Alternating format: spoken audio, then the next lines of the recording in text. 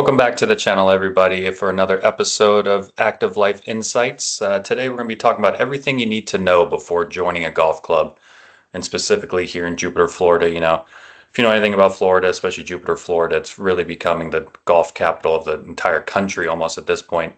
And there's a various number amount of clubs, golf clubs that you can join with different types of membership tiers, membership options, and you might look at a club and fall in love with a certain course design or how many holes they have. They updated their practice facility, stuff like that. But what you might not realize is there's not just a golf membership that's aligned with this. It's like if you have a family, there's all these families events prioritized at certain clubs. Some are more social than others. They offer membership tiers if you just want to be involved in tennis or you want to just be a social to start out and see if you want to expand. So we're just going to walk through all those topics to start off.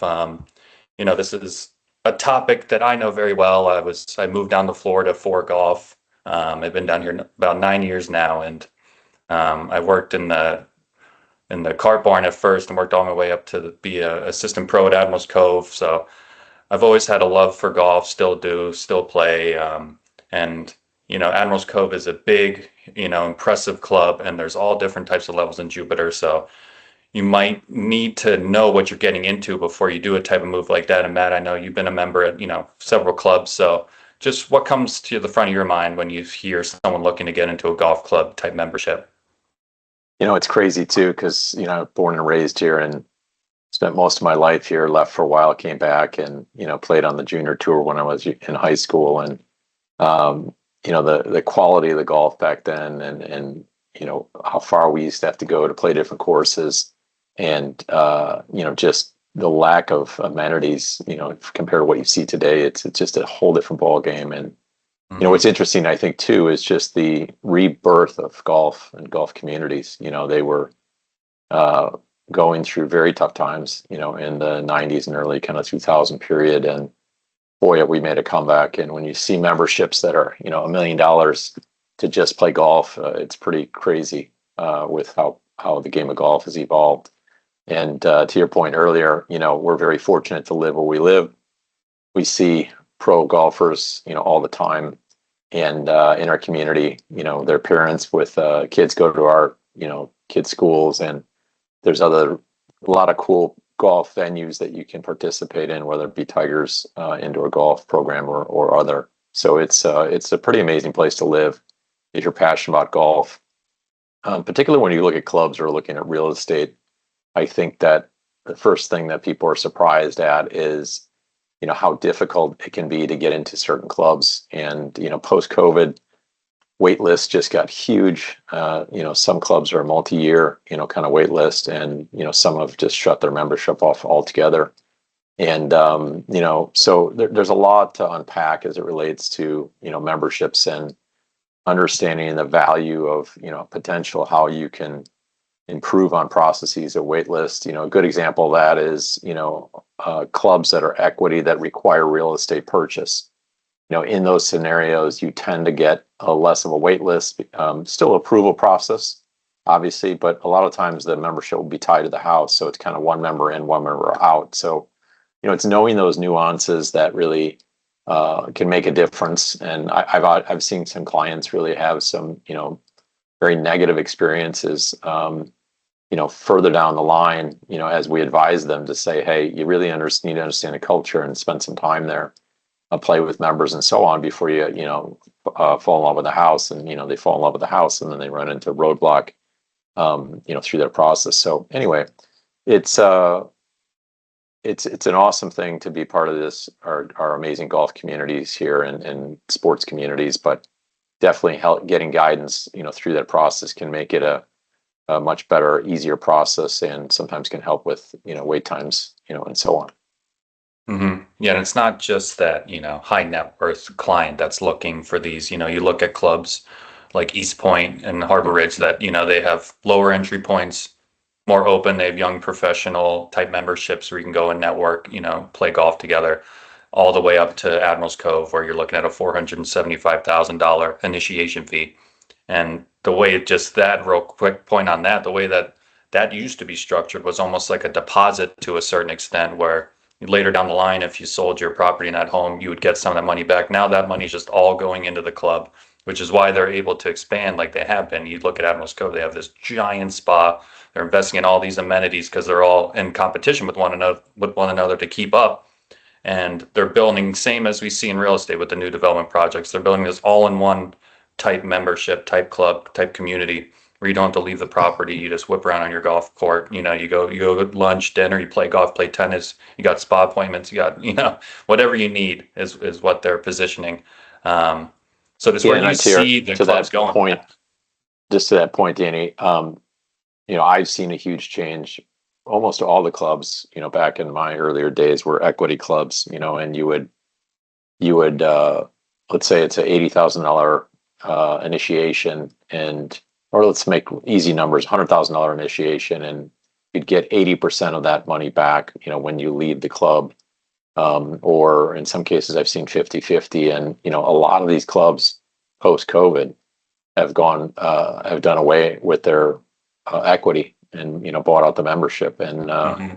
Yep. it's a very, so that 100,000 or $500,000 check that you're writing is, it's a pay to play world that we're in now. So it's quite a change, but there is definitely some equity clubs still out there. And Yep. if you prefer that, and obviously there's benefits with that as well.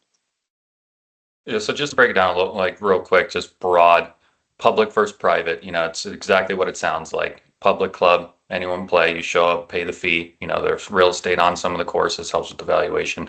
Private clubs, there's semi-private where you can get a membership tier to help offset the playing cost of if you were just showing up as a public player to play. And then there's full private where you need a full membership. There's no public access to those clubs. And then if you look deeper into the private club of equity versus non-equity, that's the point that you were getting into where you have a membership ownership stake in the club now. And you're part of the, not the board, but part of the decision makers where you want your club to go, what's being invested.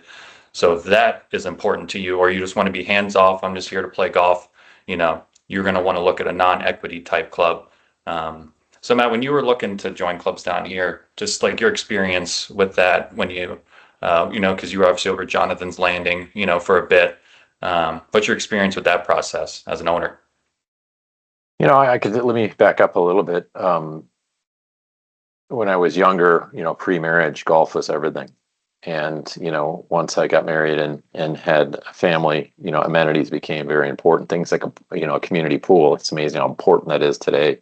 And years back, we were members down at Ocean Reef, which is incredible amenities and family experience, and decent golf, but and they've got multiple golf tiers and clubs down there, but it wasn't really about the golf. Golf is one of the things you could do. And when we moved here and looked at the different clubs, and we ended up at Jonathan's Landing.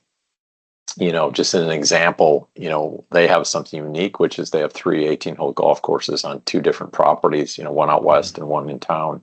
And, but they don't have a community pool. They have all these little HOA pools. So that's the younger generation family.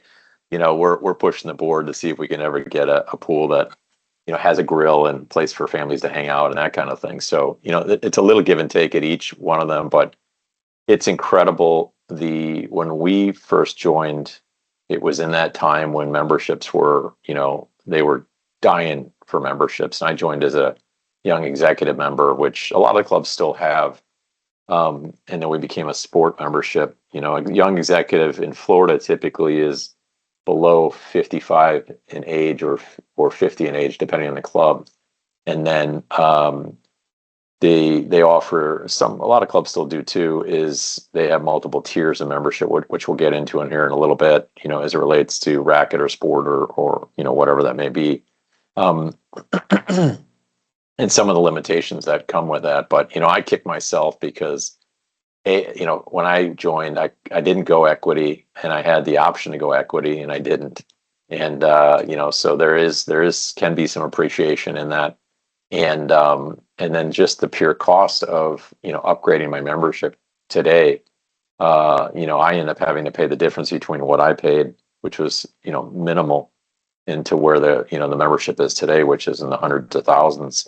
So, tough lesson learned, but I was young and kind of, not knowing better, and also clubs were just so much easier to join and move on if you didn't like it. Where Yep. it's now it's you better make damn sure that you're choosing the right club and spend the time to get to know the membership. Do you know somebody, in a club if you're new to the area? And, and a lot of the membership directors will work with you on that as it relates to, they'll look and see what members are from the area that you're from, and maybe you know them and so on. Because, and even the members themselves are, in multiple clubs I've been members at, they're great, as it relates to getting to know you. Obviously they're have a choice in who joins their club, and can be very protective of the culture that they have there. Mhm. But getting that alignment is key, and it creates for lasting friendships, and just an amazing and generational in some cases memberships, with families, which is a lot of fun to be part of. Um, on the public kind of private side of things, the big thing I've seen change is just we've got some really decent public courses which we haven't had before. Yeah. Um, and some old ones like North Palm Country Club that have been massively improved, or the what's the one down south that you go to?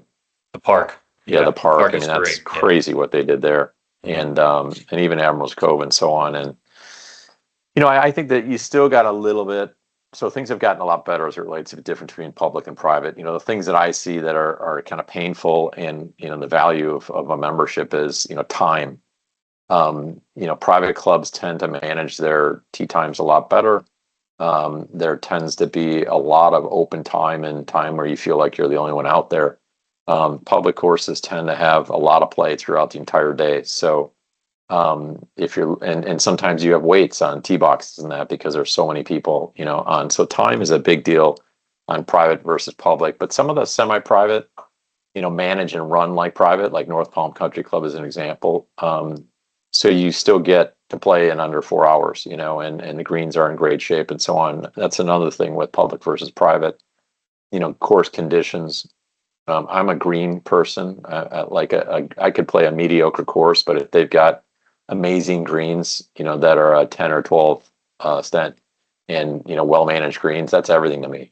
Yep. And so public, sometimes people don't respect the course as much. They're not as maintained at the level that you're used to. So you'll get bumpy greens. You'll get just some adverse kind of play conditions and so on. But in general, I think we're pretty lucky around here. Whether you're playing public or private. And some of the semi-privates have shut down their membership actually because they've got so oversubscribed. But that doesn't mean as the public you can absolutely still get tee times, Mhm. and so that's kind of. But I think the other thing too about private clubs, an advantage is during season you can always get a reservation. I love that, especially when I've got family down and we're 14 people. It's easy to call over the club and just say, hey, can we sit outside? Or you just, you get a little preferential treatment, and our other places just getting a reservation in season can be difficult. So obviously a lot of advantages for private versus public, but you also pay for that in annual Mhm. dues and monthly food beverages and so on. But you're going to spend that money somewhere. So it's kind of, having the exclusivity and private access sometimes is worth it. Definitely, and you touched on it a bit, but the secret's out on Jupiter. It's like everyone knows Jupiter now. Jupiter used to be like a secret, not secret, but just not as talked about golf corner, here in Florida.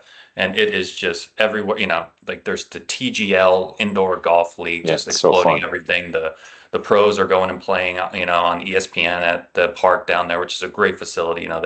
If you're a Palm Beach County resident, you pay, it's like 30%, in prime season, it's like $250 to play that course, even higher now. The prices keep raising and you can get in there for $100, as a Palm Beach resident underneath. And they have Under the Lights par 3 course. It's just cool to see that there's that different type of option now here, in Florida, where it's not just the private clubs, not just public. Abacoa is a great public club as well up in Jupiter. But just I'd touch on, Matt, if you could just walk us through a little bit of joining a private club, just what that process is like, since you've been through it, Sure. just because someone might not know what that would look like. Yeah, I forgot one thing and something new to this area. If you may be familiar for this in different parts of the country, but there's this whole, new, I would say in the last 15 years, it's really gotten popular, but national clubs, so where there's these big conglomerates that are going and buying clubs throughout the country, and they're putting them in a kind of a network. And recently, Jupiter Country Club just became, I can't remember the group they're with now, but so what's cool about that is you're joining a private club just like you would anywhere else, but you're getting access to, multiple clubs throughout the country and states and so on. So if you're a hardcore golfer and you like to travel, it can be awesome, and particularly if there's where you go in summer, possibly if there's reciprocity there with clubs in the network, obviously it's a big advantage that you have clubs, where you go, parts of the year and down here. Some of the challenges I've seen with national clubs is tee times. They've gotten a little like public courses where if you're a local member, um, it's tough to get a tee time sometimes where you've got national members that are in town. Hmm. Some of the national clubs have gotten better with that as it relates to not allowing, let's say, before noon. And if you're a local member, you have preferential tee times and so on. But just again, things to know. And I think that the club communities over time are getting smarter. They're hearing from their members and they're improving, regardless of what the membership type is. Joining a club, to your answer, some of them can be massively more, strict and hard to get into than others. In some cases, could be a 7-year waiting list, and you know, uh, usually you might need 4 club references, meaning that you're a member of 4 of the clubs. So that's kind of the extreme case, and then Yep. you may need 2 or 4 members that are actual members of the club to refer you as well. So, but typically the process is, um, to say I'm going to Jonathan's Landing. I meet with the membership tour director. They give me a whole packet. They explain all the different membership types and so on. And then within that packet, they'll tell you what the process is. She or he will walk you through that. And usually it's multiple rounds of interview process, either with other members or potentially board members or potentially individuals that work at the club. And in some cases, it's a combination of both. And a lot of times they'll set up a cocktail party where you have multiple members there. And so that there's, less bias and also a chance for the potential member to meet, other people that are members of the club. And so it's kind of a process where you're getting to know each other, but at the same time, you're kind of filtering whether or not there's a good fit there, which I think is a good thing. I think that just like a school, for your kids, finding an environment that your kid's going to be successful in, because maybe they do good in very competitive environments where other ones, need more, less competitive, but more hand holding and so on. And, clubs are like that. I mean, some Yep. clubs are, competition is everything and games are everything, where Yep. if you're a high handicapper and you're just kind of playing, once or twice a week, that's not necessarily something you want to be part of. So getting to know all that is so important. And my advice would just be, take extra time, be brutally honest about what's important to you, to the membership director. Have candid conversations with other members when you speak with them. If you know somebody in the roster, a lot of times they'll let you see kind of the membership list. Meet with them, have conversations with them, ask those questions. If specific thing, if you're looking for, how many low handicappers are there? I'm a low handicapper. I like to play competitive, multiple times a week. Is there games, and so on? Because some courses aren't like that. Just the culture is not like that.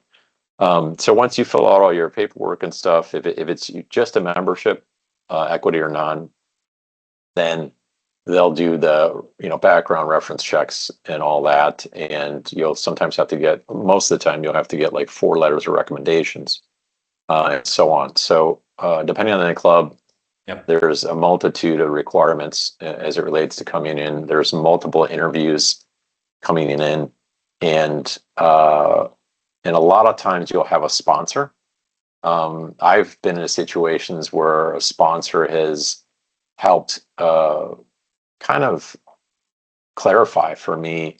Maybe I had some, weird engagement with one of the other members throughout one of the interview processes or cocktail parties, and they'll be like, "Oh, don't worry about that person. They're always like that," and so on. Or they'll say, you've got to come over and meet this person because you'll fit right in with them, and so on. Or they'll just help you navigate the process altogether, because it's a lot. They're just things you just don't know, and you may end up hurting your chances of joining a club because you just don't know. So, take full advantage of both access to members. Membership department is there, on your behalf. But last thing I would just say is that there's certain clubs that I wouldn't say are impossible to get in, but and it doesn't matter how much money you have. It's just they are very strict about who they take and what their processes are. So what I've seen happen with some people is they will join another club or they'll join multiple clubs, while they're waiting for the ultimate club that they want to get into, because it might take 5 years or 7 years or whatever. Yep. And they get to know those people, they hang out with them in social settings, and slowly, it's like trying to interview for a job that's really hard to get into, that they don't hire a lot of new people, and you've got to kind of become a known commodity, and they see that, wow, this would be a great asset to our membership, and so on. So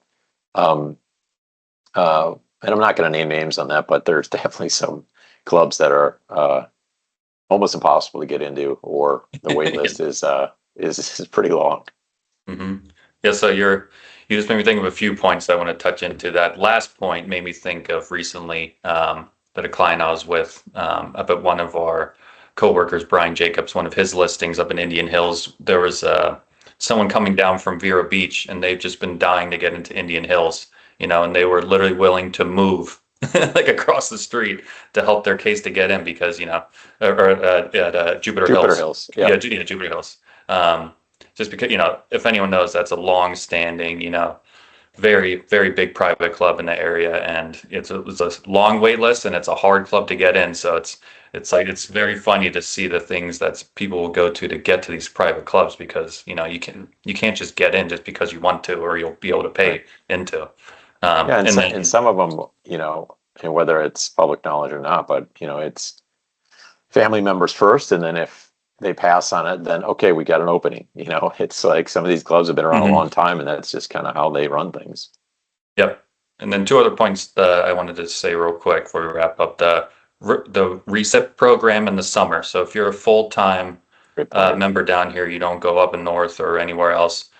Something people don't really realize is, you could be a member at Admirals Cove, Jonathan's Landing, and in the summer you can hop over, go all the way down to even Delray Beach, play like Addison Reserve. There's even, you could have dinners down at like the Palm Beach Yacht Club. So even that, if something that like that's important to you, you wanted to join a club down here, but it's like I still want to play, and you're around this summer, you can hop around, play at all the different clubs.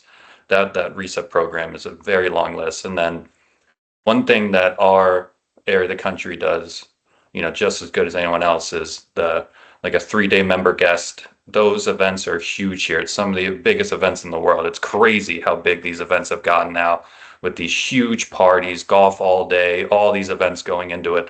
It's a really cool, I helped run it for for years at Admirals Cove. It's this huge event that's really cool to see. It's like, I'm sure you've played in some at various clubs, but no one really does it as big and better as Jupiter. It's hard to beat that as well. And then just Matt, if you wanted to just talk about, helping someone out in the buying process, like how would we approach it different? It's like, great, you like golf, but how do you help them initially with that buying process to find them the right club for them?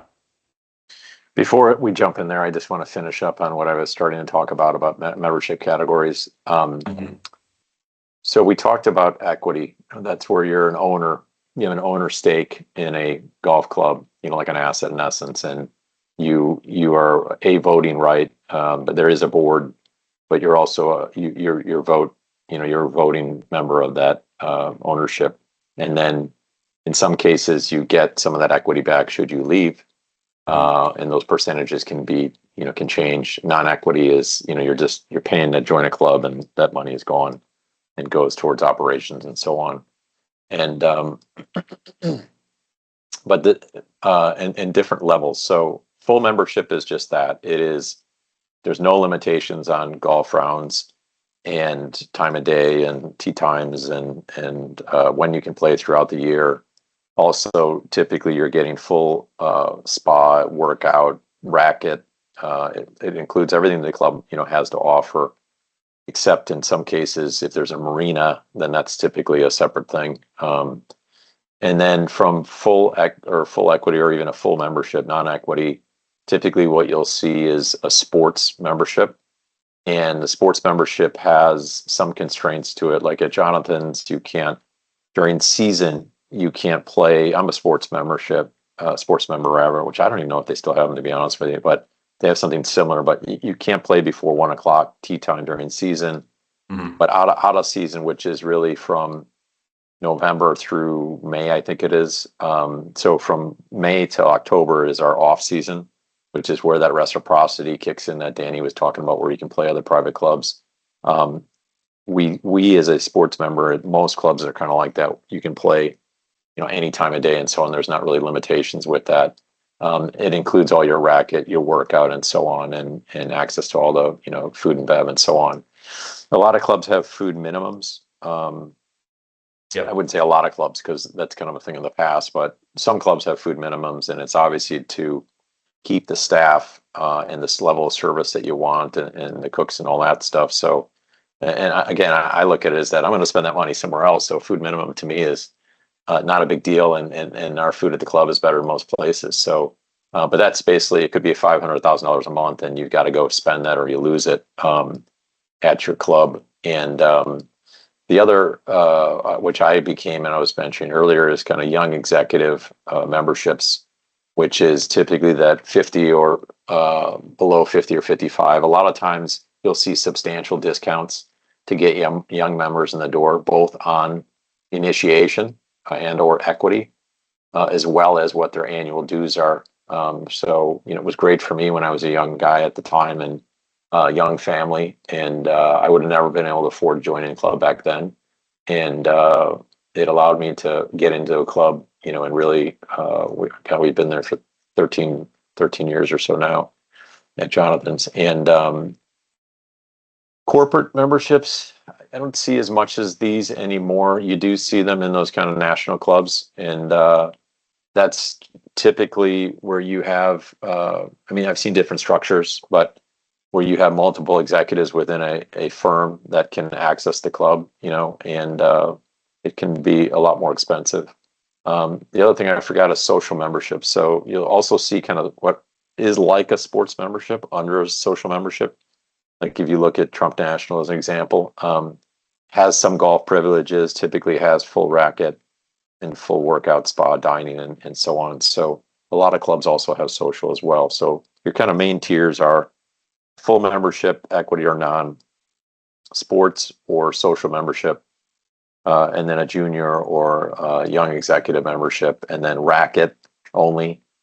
And then social would just be, depending on the club, is workout, spa, food, pool, no racket, no golf. So that's kind of the rundown on typical what you see. We don't really have a seasonal, non-season anymore down here. That was kind of a thing of the past. Because there's so much demand that you're paying full boat, whether you're here 2 months or not. And most clubs, I would say, just finishing up on some of the amenities, are trying to all get to a similar level. There's definitely some clubs in the area that are pure golf, and there's not a lot of amenities, but they're amazing golf courses, amazing clubs. But a lot of the kind of, I would say, middle of the road as it relates to, golf. They're not the best of the best golf, but they're still really great golf courses. Yeah. But the amenities are off the charts. There's so many great courses now that have, or clubs that have great amenities, that have full racket, which is tennis, pickleball. Some are doing Patel now, which is insane, like indoor and everything.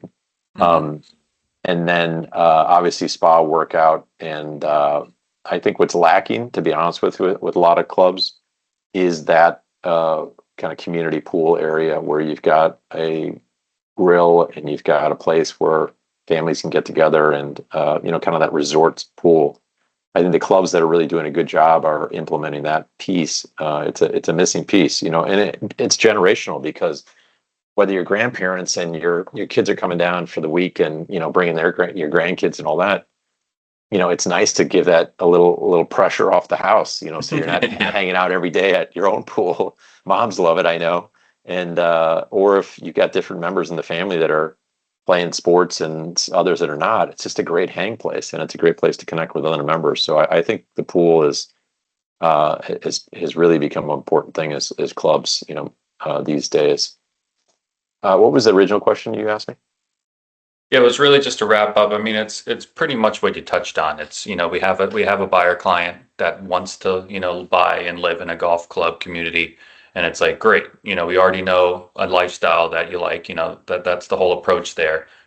We want to ask, how do you want to live? It's not just where do you want to live, how do you want to live? So it's pretty much what you were just touching on with those membership tiers. It's like, how often do you play?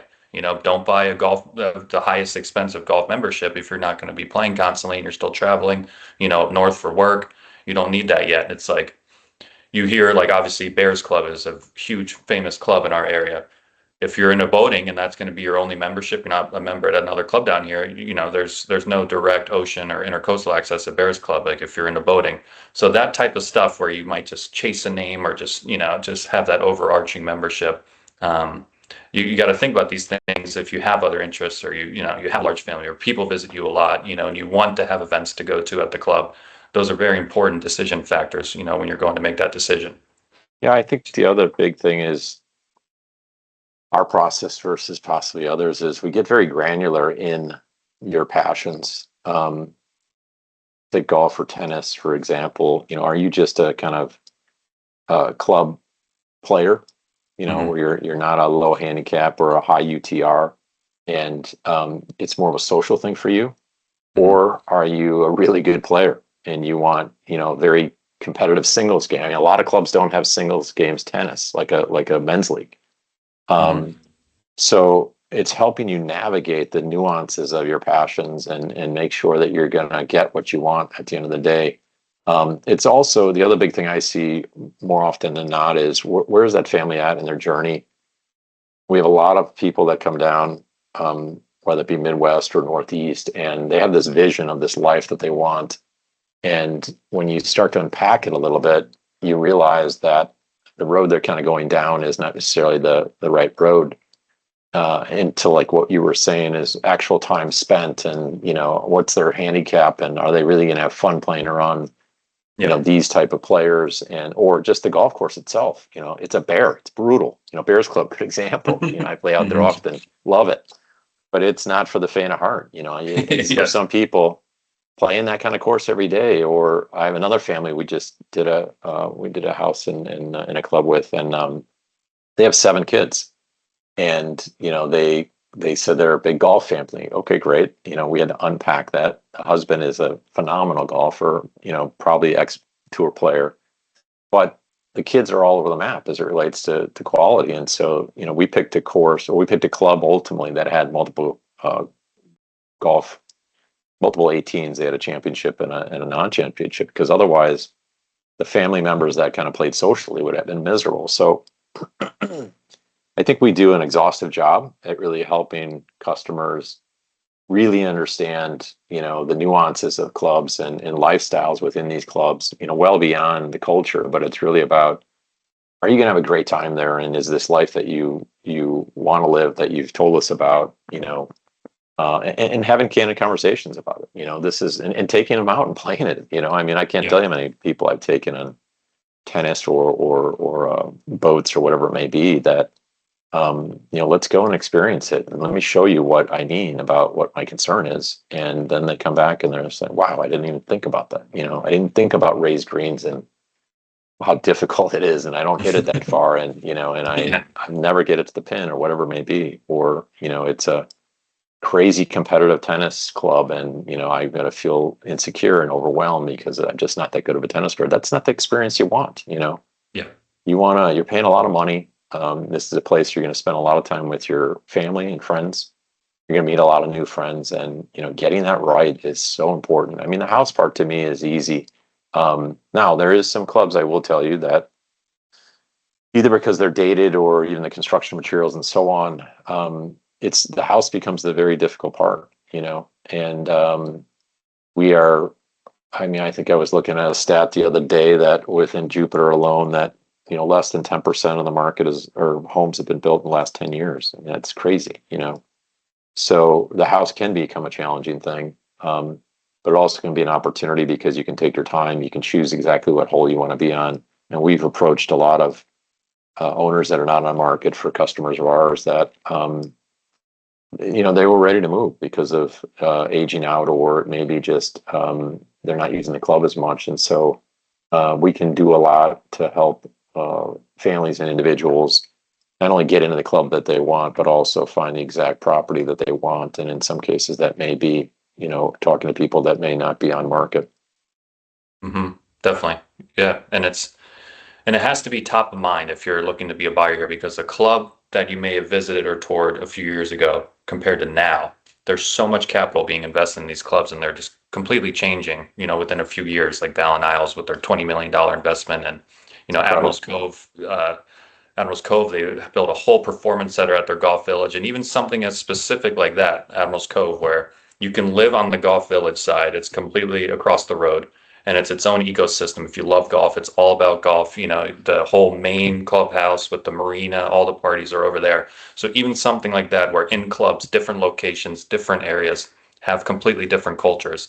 So even if you like a certain club, depending where you actually invest your real estate in, your lifestyle could be completely different. So yeah, we're nearing the end here, Matt. So any final spots you wanted to touch on that you think we missed?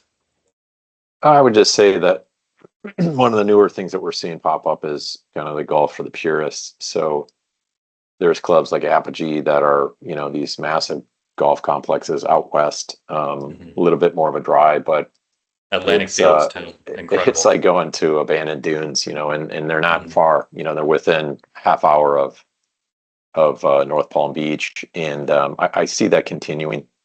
There's a huge demand for it. These are non real estate plays. These are literally just memberships of amazing courses on hundreds of acres or in thousands of acres in some cases, and just totally over the top amazing golf experiences. So I see just continuation of our clubs continuing to get better and better in around here. I'd love to see us get a couple more public courses. I do think we've got a gap there. We are seeing a lot of retooling happening, especially if you go up towards Stewart and Port St. Lucie, where they're taking some of these older clubs that were either in financial situations or great real estate, but didn't really do much with the club, and they're investing a ton of money. Lost Lake, good example of that. Yep. And so I think the story is going to get better and better. Last thing I would say is I kind of jokingly, every time I think that the memberships and that have kind of leveled off, it just seems like the demand is so much higher. So I would suggest that if you want to join a club and it's part of your real estate experience, getting that understood, or at least on the radar, what some targets would be sooner than later is great. But I do think that we're seeing a bit of a plateau as it relates to cost of membership and ongoing dues. I think that should stabilize here and is stabilizing. Mm-hmm. Yeah, I agree. All right, so that's our episode on what to look for if you're a buyer looking to buy in the Jupiter area golf club type community. We appreciate you for watching, and look out for our next episode. Should be up in about a week. Thank you, everyone. Thank you.